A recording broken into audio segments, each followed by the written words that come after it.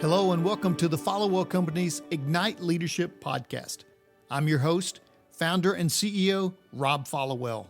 Our special guest today is Dr. Doris Wesley. Dr. Wesley is an award-winning university communication and conflict pracademic, an academic and practitioner, a global peace builder, and author of several scholarly publications. She is the founder and lead visionary of the Gem Daughters Network, where she supports women and girls who have experienced or are experiencing dysfunctional father-to-daughter relationships. She is also a global keynote speaker, personal coach, trainer and facilitator, expert consultant, and globally recognized expert on peace building and conflict transformation. Let's welcome to the podcast, Dr. Doris Wesley. I'm really excited to be here. Thank you so much for having me. Thank you. You are very welcome, Dr. Wesley. Yeah. Listen, I've given your bio, but why don't you tell us just a little bit about yourself? Ooh, I really love that.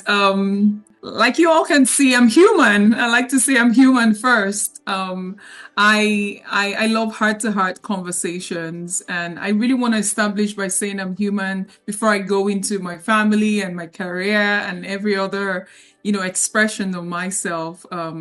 So I am a wife, I'm a mom, I'm also a communication and conflict pracademic, and pracademic means an academic and a practitioner. So it means that I'm always doing research, I'm always teaching, facilitating, training individuals. And I'm also doing that both in, an institutional space and on the field. And that's why I'm a pracademic, an academic, and a practitioner. I'm also a social impact entrepreneur. And I say that to say that I actually founded a nonprofit called the Gem Daughters Network, where we work towards addressing the issue of fatherlessness by supporting women and girls who are having a dysfunctional father-to-daughter relationship. And so the core of what I basically do is just creating a peaceful world by equipping individuals, organizations, institutions, or even communities with the necessary skills to have healthy interactions and, transmute or translate or even transform internal or external conflict. So anywhere there's a conflict situation, I'm there to kind of help, clear the air, resolve the conflict, and just bring peace into our world, regardless of the setting. So thank you so much for having me. Rob. Thank you. People just like you. Yeah, thank you. Help us resolve that conflict. Thank you. You've been involved in some really unique and exciting organizations, including Gem Daughters. Can you share with us a little bit about sort of the driving force that led you in that and the other organizations that you've been a part of and your entire career and your education? Can you tell us about your driving force? The big driving force is just to see change take place. And when I mean change, the positive change. Going back to the Gem Daughters, I founded Gem Daughters as a result of transforming my pain into purpose. So I am one who actually grew up without a present father, and I had experienced all that could do to a young child or a young girl child, if I would actually highlight that. And so transitioning and transforming to this place and this phase that I am, it became very evident that there are so many girls out there who are having similar experiences. And when a girl doesn't necessarily have a father present, it just distorts a mindset and how she views the world entirely, especially given that a father is the first most important man in her life who she's growing up to see. And so just as a result of that, just my experience, I was able to transform that into purpose, and that led me to establish the Gem Daughters Network. In terms of other organizations I have worked with and I've sat on different boards, just helping them drive social change and creating peace within our world and engaging in social development goals. It's basically just looking into situations around us in our community and saying, how can we fix this? How can we make the world a better place? I remember one of the organization where I actually served as one of the boards was really looking into meeting the needs of a lot of impoverished communities that were going through hunger and just going through lack of food and lack of resources and housing insecurities and all of that. That's one of the organizations. Others has been really looking at different places, but whether it's internationally or locally, and just seeing how we can resolve bring peace in our communities, resolve conflict, whether it's racial conflict or ethnic conflict or whatever the case may be. So my involvement in most organizations is really to just drive change and to share my ideas as a result of some of the research I've done, sometimes from my experiences, just looking at the world at large and just seeing how I can make a difference. So the change is actually the driving force, just to see how we can get things to a better state. Yeah, thank you. I oftentimes tell coaching clients, and I truly believe this, in across everything, that all of us have God-gifted talents and skills. Yeah. And I think so many people focus on the negative side of things and try to make those better, when what they really need to focus on are their strengths and developing those even further. So in your life, in your career, you've been, obviously you're Dr. Wesley, so you're obviously very successful, an author. What do you think are those strengths, those God-given talents and strengths that you have that have made you, that are your superpowers? For you, what are those superpowers? I love this question a lot. I have so many superpowers, so many. But one that is very dominant, especially in this season of my life, is the ability to be compassionate and connect with people. That's one superpower I know that I have unearthed, I have leveraged, and I have seen it really, transform a whole lot, in my life and in the lives of other people. And I believe that's also what has helped me excel even in my career, because most of the work that I do, most of the research and the kind of work that I do, for example, looking into terrorist survivors or researching conflict areas, you've got to have a lot of love, for the people and for the community to be able to do that kind of work.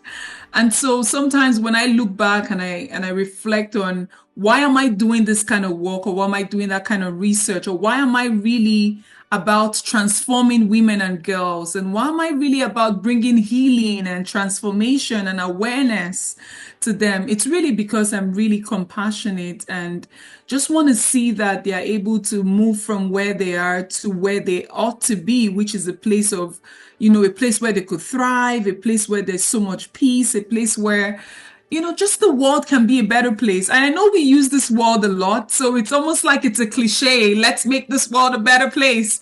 But I would say that that's really one of the reasons why I've excelled. And excelling for me is one of the reasons why I've persistently continued to do what I'm doing without stopping, because I can see that it's actually going to drive some level of transformation and change, and people are going to be better, in the end. And as a result of that, I'm like, okay, let's just get the work done. Let's do it. Yeah. So I've got a question for you, and I ask most of my podcast guests. Probably not your favorite question to hear, but I think it's a very impactful question. And that's this. Most of us have had those moments in our lives that we either didn't live up to our own expectations or to the expectations of other people. Can you tell us about a time where you didn't, either your own or someone else's, how you dealt with that, how you came back from that, and how you grew from that. Mm, mm, mm. This is a very interesting question. I'd like to take it back to just growing up without my father. And it's very important that I highlight that because it's the foundation for the work I do at Germ Daughters Network. So when it comes to living up to my expectation, I would say growing up without my father, I really didn't have any expectation. I was just living life and, just doing what needs to be done, being supported by my mom and my family and just my loved ones. But I really didn't get to understand the depth of how impacted the absence of my father had on me, and how it kind of created a void, or it's like this daddy wound that I carried for a very long time. And, as I transitioned and went through life and just interacted with people, I really didn't know that I was actually manifesting or expressing some of the effects of such, wound that I had. And so it was then I began to understand that, oh wow, I've got to live up to certain expectation, because now I'm growing and now I'm expressing certain things that were not in alliance with how they should be. And that got me back to, going through the journey of personal development, reflecting on my journey, and really asking myself, these things that I'm doing, is it what I want to do as, as a leader, as a mom, as a wife, as a human, and all of that. And, going back to the root cause and just realizing that, oh, I see where this all started from. And then going through healing, going through transformation, and just saying that I really do not know the whole story, going through forgiveness, so many things, and just really cleansing myself internally. And people don't really talk about that. We do a lot of external, superficial stuff, but we really don't know that as leaders or as, professionals, we have to take the time to really take inventory of how we are expressing ourselves to the world. What are some of the energy signatures we're sending out? And what's the root cause of some of those things? And why are we triggered by certain things? What are, some of our behaviors or misbehaviors, if I would say.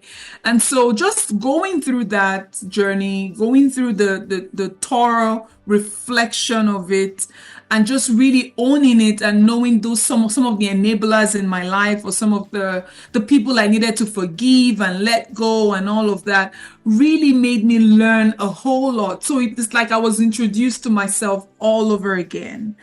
And as a result of that, I was like, oh no, we've got to go out and help so many other women out there who are manifesting the same things, whether in their careers, their relationships, their decisions in any area of their lives. And so that's what I would say I've really transformed. Now I'm now at the stage where I look at myself and I'm like, I expect this of myself and I live up to that expectation. And it's just because so many things have actually, been taken care of, if I would say. Yeah. Thank you. Both of us are followers of Paul Martinelli as a yes. leader, as a coach, as a trainer, and what a mentor he truly is. But what are some of those leadership principles, some of the things that you live by that guide you in the things that you do? So many leadership principles. One is just the power of creation. And I love that you mentioned Paul Martinelli. You always talked about creating and the power of honing your ideas. And I think that's one of the leadership principles that I have lived by, just going through my career and just still evolving. It's that, when I come across certain situation, I do not necessarily have to look at the circumstances around it. All I just have to do to myself is to ask myself, is this the right thing to do at this particular point in time. And when I do it and I get the answer for it or the idea for it, I ask myself, is there anything else? That's Paul's favorite line. Is there anything else? And really get into the root cause of that situation. And I believe if every leader, have this in mind that they can create from nothing and they can create from anything, we open up this room of abundance and we're able to really tap into our God-given talent and ideas and strategies. I really didn't know this until I was listening to, obviously, Paul Martellini. One of his coaching call, I remember he was saying something about how, do you know that some of you actually are murderers? And he necessarily didn't use the word murderers, but that was how I heard it. And I was like, what? A murderer? Why would you say that? He said, because you kill your ideas every single day. And, as leaders, we're always faced with so many challenges or opportunities to actually express our ideas and express some of the things to create innovations and stuff like that. So ever since I heard that, when an idea comes to me, I just welcome it. I make room for it. I nurture it, I accommodate it, I just create the space to invite the idea. And that's one of the leadership principles I've lived by. And now I have a book full of so many ideas. I'm like, oh my gosh, this is going to take me a lifetime to get all of this done. So it's just a word out there to leaders that do not, cower or do not feel shy, or just when you have the idea, just put it to test and see whatever feedback you get. And whether you fail or you succeed, it's still feedback anyway, and then you try again later. And that's what has really helped me going forward. That has helped me tremendously. Yeah. That's good stuff. And as Paul talks about, when we get that idea, it comes from the source. In my book, that comes from God, but yes, by nature, that is already fully resourced. Yes. We don't know what that looks like yet. We have to trust and be open that all these things are going to come to us. And when we do, we're always so incredibly blessed and surprised by that. All right, I got another tough one for you. Okay, bring it on. I had to narrow it down and just pick one word to describe really who you are and what you aspire to be. What would that word be? You said one word. Yeah. One word, one phrase. If you could boil it down to just one word or one phrase of who you aspire to be. Impact is what I would say. I know we live in a world today where there's so many influencers. Everyone wants to make influence and they want to influence this and influence that. But influence is different from impact. Impact is really seeing the change occur and being able to measure the growth. Impact is like result. And so I aspire to actually live a life of legacy where people look and say, I can see the result. As opposed to just doing. There's a difference between doing and actually transforming lives. And so impact is one word that I know I have carried up until now, and I will still carry for a very long time. And it really makes me look at everything that I do from a place of, how is this driving change? How is this impacting this life? And how is it moving the needle forward? How is this taking us better to a place that we ought to be? So impact is definitely one word that will stay with me for a very long time. Great word. That's a great word. Yeah. Well, here's the opportunity to take that to the next level. Okay. Okay. For the next question. And I love asking the question of my guests.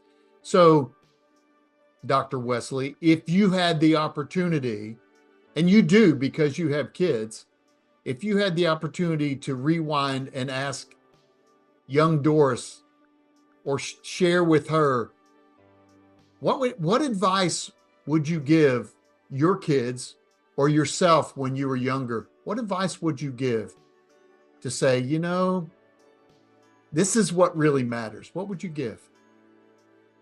I Everything is going to be okay. Ah, that's a very good question. I love having conversations with my younger self and my future self. So I'm like the present self, always going back and forth. I would really tell my younger self that everything was going to be okay. And the reason I say so is because I believe my younger self was so anxious for nothing, filled with so much anxiety, thinking about what's the future gonna hold, what's gonna be about the future. Am I gonna get this? Am I ever gonna make it? Is everything gonna be okay? That's why I said everything is gonna be okay. I literally would take her to an ice cream shop and just give her, a cup of ice cream and say, just take this and just chill. You're gonna be fine. Because I know somewhere in my heart, when my younger self looks at myself now, she's so proud. She's so proud of the woman that is currently looking at you right now on the screen. I'm sure she's so proud. And I'm also proud of her. It will just really calm anxiety because I know she was filled with so much anxiety of what the future holds. And yeah, it's the future. We're in it. And nothing happened. That's what I would tell her. And I would tell every young person out there that whatever dream you have, just hold on to it. Stay connected to your source. If your source is God, hold on to that and just keep going. Everything will be okay. Yeah. As Paul says, hold your image. Hold your image. That's it. Yep. Yep. Are there quotes or sayings or things like that that really are meaningful to you that you want to share with everybody else? Yes, I want to share this quote that has just stayed with me. I would also say that this quote is a quote that formed the fabric of the Germ Daughters Network that I founded and the work that we do with women and girls. And I just want to say it out there that the work that we do with these women and girls are women from all walks of lives. So it ranges from, teenagers all the way to executive leaders, because we're all carrying the same stories. We're all trying to express ourselves. And the quote that I came across while building Germ Daughters Network is, and I'll quote this. It says, "The absence of a father in childhood forever changes and shapes a daughter's identity. How she views the world herself not only is a connection to the first and most important man in her life sharply curtailed or extinguished, but all of her perceptions, all of her decisions, all of her future relationships are filtered through that early unimaginable loss." So as we go on in life, especially as women and women in, professional women in career, corporate, whatever industry, the health industry, education, we really do not understand that the decisions that we're making today is as a result of our first initial experience. Most people are not able to connect the dots. We don't understand that the relationships that we have today is as a result of that experience. Sometimes we do what we do, but we don't necessarily take the time to ask ourselves, why am I doing what I'm doing? What's the learning model? Where did I get the learning model to make this kind of decision? And when we do that over time, what happens is it becomes our default. And when it becomes our default, all of our perceptions are framed through that lens. And so we have to go back to the beginning, to go back to the root cause to say, if I love wearing a particular outfit, why did I choose that as my color? And who taught me that? Going back to the beginning, that quote has really, really transformed my life. And it has really helped me help a lot of women out there who are really struggling. Some of them always, come to a roadblock. And they're just wondering, why are things not happening? Why are they stuck? It's because everything is revolved around that singular experience, growing up. And that's why we talk about the absence of a father in childhood. Because then as this woman starts growing, she doesn't know that sometimes her decision is as a result of the pain she felt, or she's making decision based on the pain and based on the disappointment, or based on, the anger she has carried in her heart for a very long time. And until she goes back and, heals herself of that, it's so difficult to find yourself just going to the next stage as desired. So yeah, that quote has stayed with me for a very long time, and yeah, it continues to help me do the work that I do with the women I work with. Yeah. Thank you for sharing that as well. So we're getting closer to the end. I've got another question for you. Okay. Obviously, the books by Dr. Doris Wesley are some of your favorites. Exactly. But what are some of the books that have really stuck with you, really impacted your life? I love that you said books and not books. So I'm going to mention more than one. I actually wanted to mention all my books because my book will forever be my favorite, because it took me sweat and blood to write everything on that paper.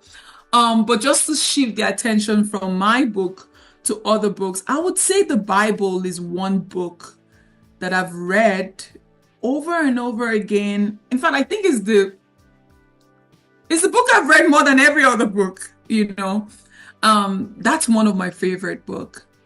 The stories, the lessons, the insight. Like, I could read about a character in the Bible and get lots of insight that is just beyond the print, on that book.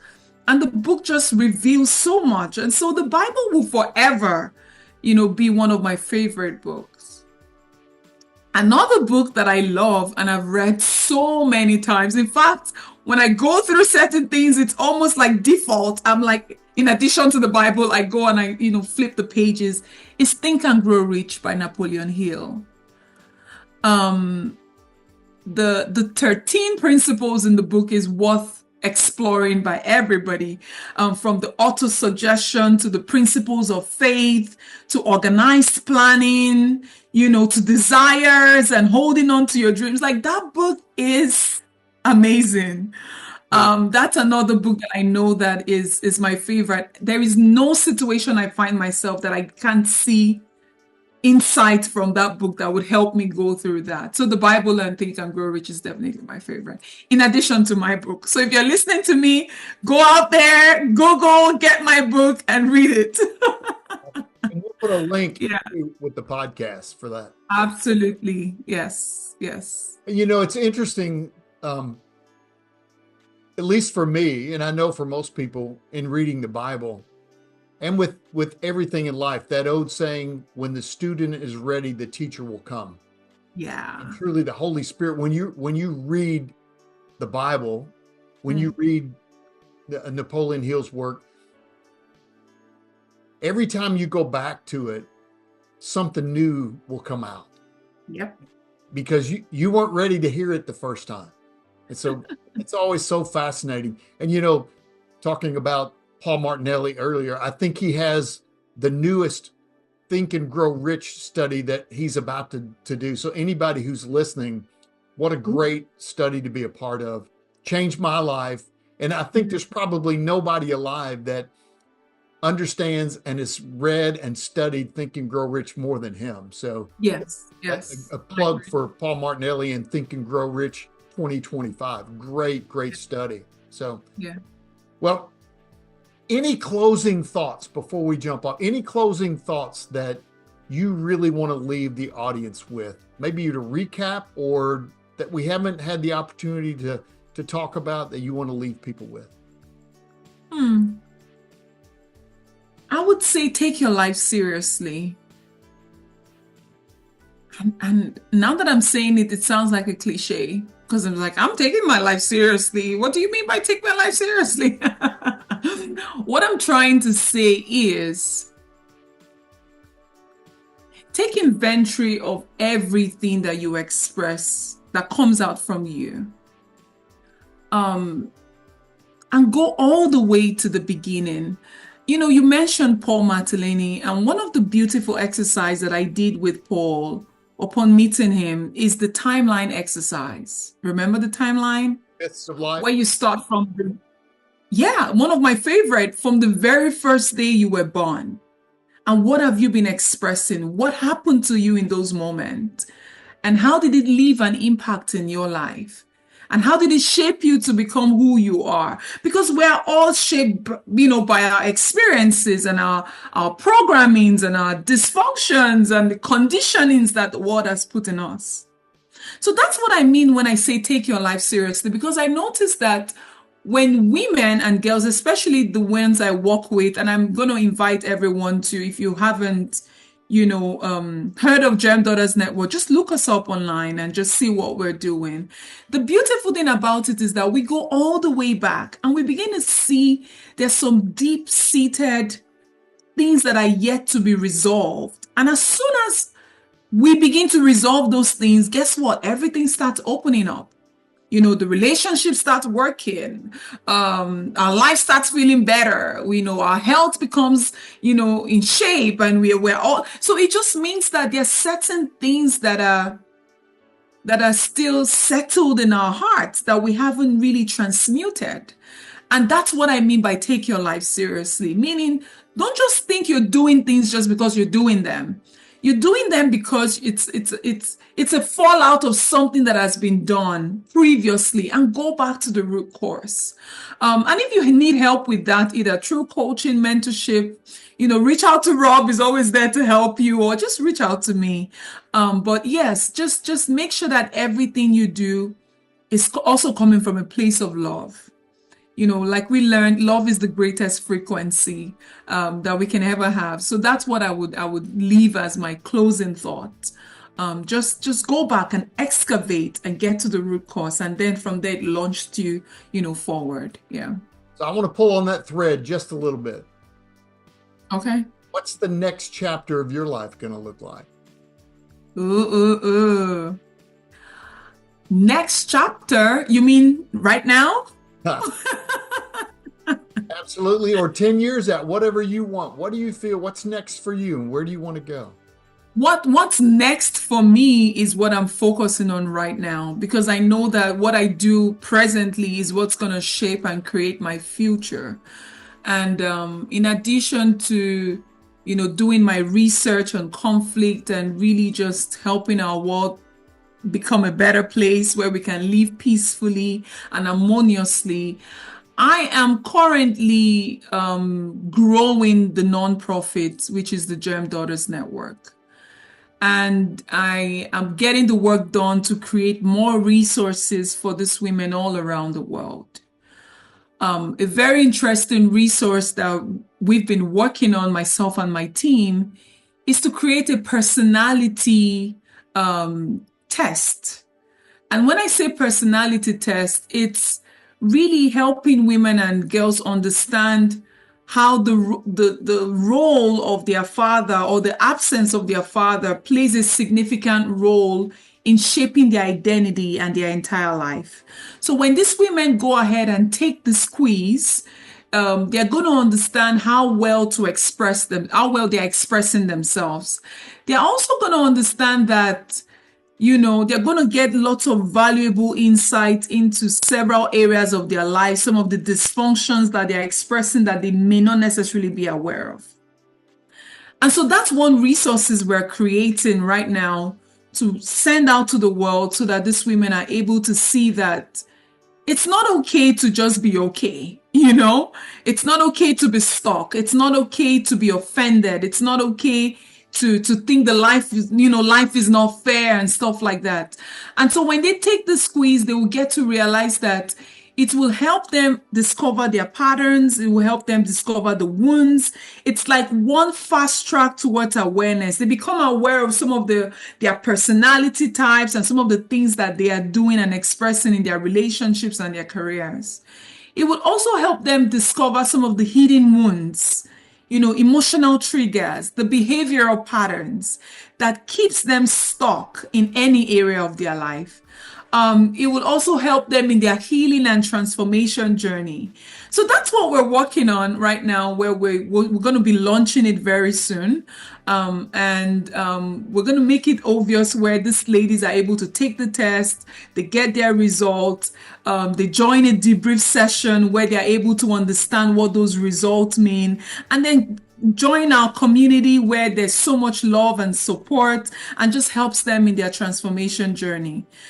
So that's what I'm working on, building a nonprofit and growing our reach and reaching out to as many women as there are, because there are so many women. I was looking at the recent research released by I think the United States of family and adolescents, relationship, stuff like that. And it was very startling to hear that we have 22 million people that are going through the experiences of fatherlessness. And that says a lot, and that's just the US alone. So imagine the whole world and the kinds of women that are out there that do not know that there is a platform that has been created to really help them become a better version of themselves. So that's where I'm pouring my energy to, and we'll see where that takes us to in the next coming decade, like you said. But that's my present focus, and I'm excited to connect with them all over the world. Yeah. Very exciting. Yes. Thank you for the work that you're doing, so valuable. And thank you for the person that you are and the impact that you are making, and I know you will make. Thank you. If people want to connect with you, connect with Gem Daughters, to donate or to just connect and learn more, what's the best way for them to do that? Yeah, they could go to www.gem, and gem means GEM, daughters, just the way you have a daughter. And then you put an S, which is daughters, and then network, network.org. So gemdaughtersnetwork.org. If you just go on Google and you type Gem Daughters Network, it'll give you all the information. Follow us on our social media, go on our website, sign up to receive some of our Gem letters. We constantly send out newsletters to our subscribers, just really educating them. That's one of the resources we have. We also have a Facebook group where we all gather together. It's called the Love Paradise. And there are other women like you who are going through almost the same thing that you're going through. So it just reassures you that you're not in this world alone. And so it's just a group of women who are building that strong bond and are learning together and, transforming together. We have that. We also have our gatherings where we meet quarterly. It's like a fireside chat. We're growing, we're expanding. We also have our Father's Day conference, always around the Father's Day weekend in June. That's an annual event we do. So if you go on our website, you get all the information that you need. And if you want to reach out to me personally, you just go to my website, doriswesley.com, DORISWESLEY.com, and just shoot me an email and reach out to me. I'm always happy to serve and to help. Fantastic. So those two platforms you would always get through across to us. Yeah. Well, Dr. Wesley, it has been an absolute pleasure having you on the Ignite Leadership podcast today. And I can't wait to see what the next chapter holds for you and your organization and the impact that you're going to make. Thank you so much, Rob. I appreciate you. Thank you. Thank you.